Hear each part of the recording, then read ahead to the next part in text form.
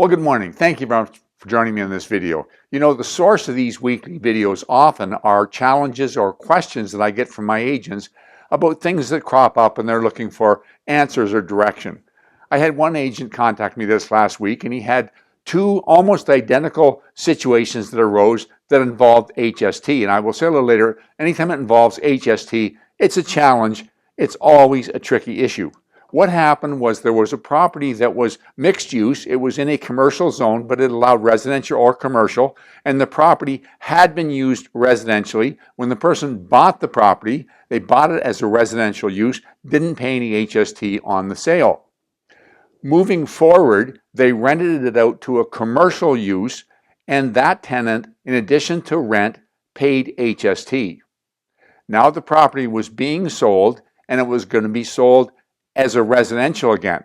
The question is, does it trip HST on the sale?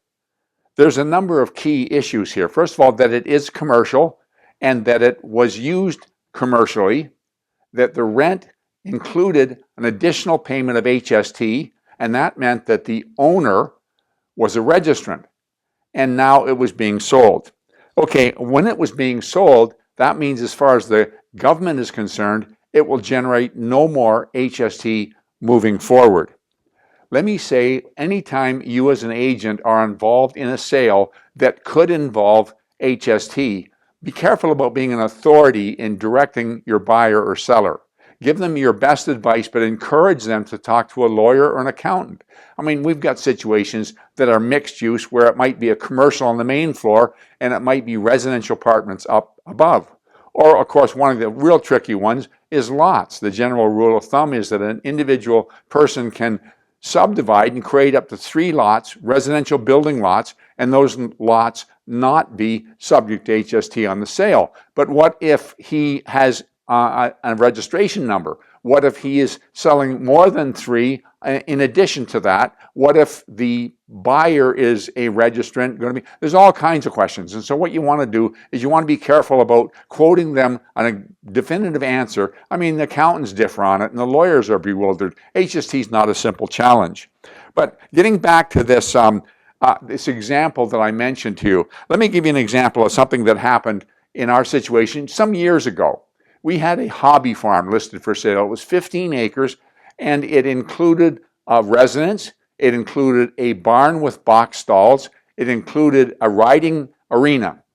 And the person who owned the property lived in the property, but they were selling the property, and the buyer was a family who were moving in, and their daughter involved in riding, and they thought it'd be really great to keep the horses right on site and be able to ride in the riding arena. It was a great opportunity for them. They purchased it as a country residence, and we discovered on closing that it was going to be subject to HST. Why was it subject to HST? Well, it turned out that the owner had it owned in the name of a company, and that company had a number of farms, and that company was a registrant and collected rent from these farms. Not only that, but the particular property being sold, he had been renting out the box stalls for boarding horses and charging HST. So the government took the position, we're not going to get any more HST moving forward, and therefore we're going to charge HST on the sale. Now, what was suggested by the seller was, well, why doesn't the buyer become a registrant, and then we'll treat it as a flow-through?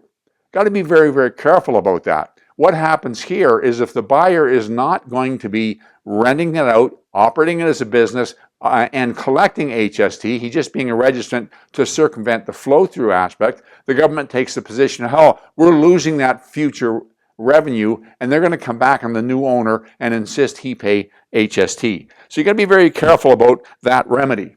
Now, one last thought I want to leave with you. On the agreement of purchase and sale, it always states the HST is, and it gives you 2 choices, included in or in addition to. I don't really like that. I think it's often misleading. Really, the only time it's truly included in is on new construction, where it's built-in component, and you sell a new build that's owned by a builder, and they always net out the HST and pay you the commission on the net. So we put it in there, and we put included, and what we mean by that is if there is HST, it's going to be the seller's problem, not the buyer's problem. A lot better to put in a clause that states any HST arising from the sale of this property shall be paid by the seller on closing.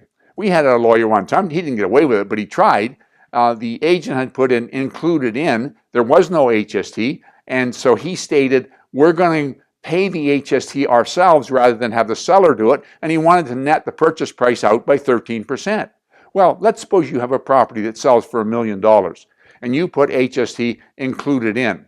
So that means that the purchase price of the property was $884,955.75, and the HST was $115,044.25. Now that's not actually how it's going to come down. How it's going to come down is the sale price of the property is $1 million, and the HST is going to be on top. That's going to be another $13,000. That doesn't mean it's included in. So you need to be careful about that. Much better if we just state in there who's going to pay it and let them sort it out. You don't want to have the banks, now they probably wouldn't do this, but you don't want to have the banks netting out the HST and giving a mortgage based on, for example, in that example, $884,000 and change. So be careful about how you handle HST. But final thought in here, often it can trip you up. There's rules and there's exemptions, and so you're best to say to the seller, alert them, there's a good possibility that, but check with an accountant.